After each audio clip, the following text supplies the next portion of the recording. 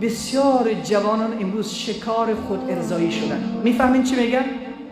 خود ارضایی، استمناء، یا بسیار ساده تر من عفت کلام را رعایت کرده باشم، اون همین است که کسی با دست خود شهوت خود را بیرون بکنه. فهمیدین الان؟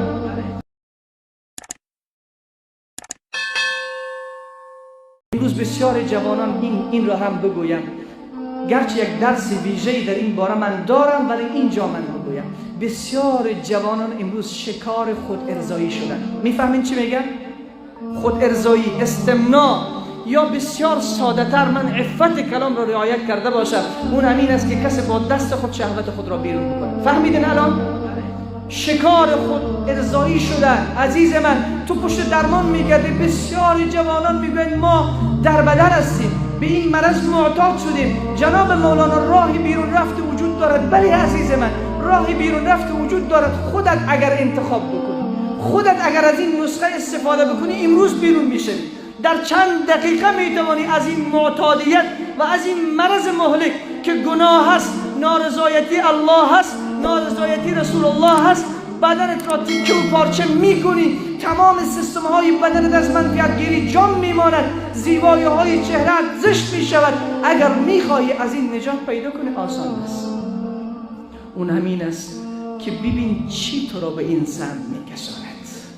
موبایلت، کامپیوترت، رفیقت، نگاهت، چی تو را به این سمت کشانیده است.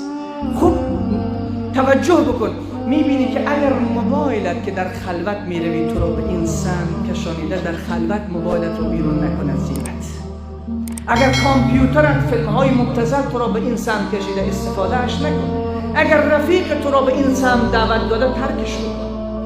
اگر نگاهات تو را به این سمت کشانیده، ترکش بکن. و در ضمن از که کمک بیر با آواز بلند، جوان این خیلی خرابت میکنه. جوان این باور بکن خیلی به ارزشت میکنه. جوان جرأت را از تو میگیرد. جوان زیبایی چهره را از تو میگیرد. قوتت از بین میرود. دست و پایت لرزه پیدا میکند. جوان اللهت را ناراض میکند. بیا دست از اینها برداری. این خود ارضایی در حقیقت دفن کردن خود انسان رو با دست خودش است. پس نگو که نمیشود. در چند لحظه میتوانی با این خدا حافظی بکنی. فقط از الله کمک بگیر و هرچه پولی که تو را به گناه وصل میکند، اون پول را دیگر خراب کن. پولی که تو را به گناه وصل میکند، اون پول را خراب بکن. از اون پول استفاده نکن. امروز غذاهای لذیذ، انرژی زاها، قوت زاها بخور که من قوی شوم. خود تو ازدواج کرده؟ نه، مثل این مجرد باش. بزرگی از بزرگان دین حرکت میکنند، میرود در صحرای گرم و سوزان با چند تا از یاران و دوستانش. آنقدر هوا گرم است، 50 درجه گرمی هست.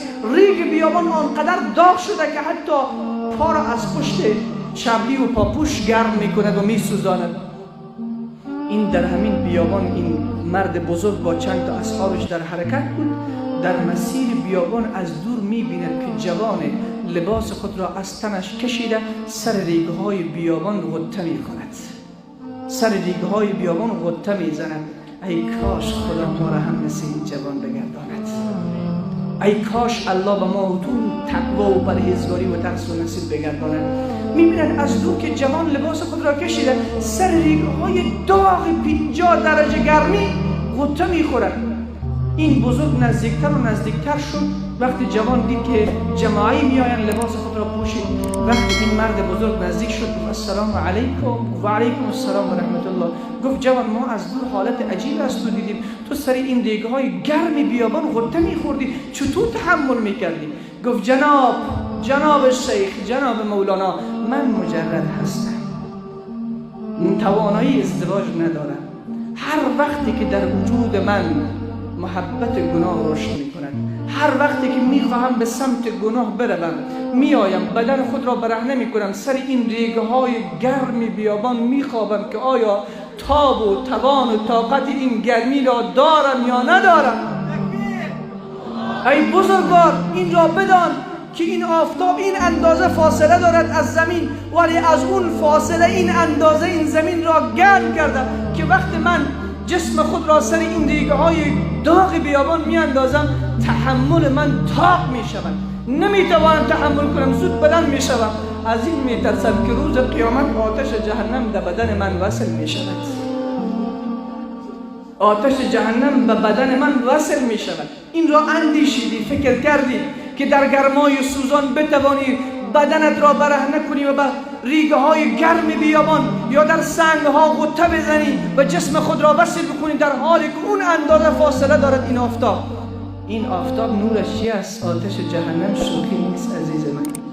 گفت هر وقتی که می آیم پوست های خود را به این ریگ بیابان می مالم، می بینم که طاقت ندارم، به سمت آسمان نگاه می کنم که خدایا خودت دست مرا بگیر، خدایا مرا آلوده نکن که من از آتش جهنم تو ترس دارم.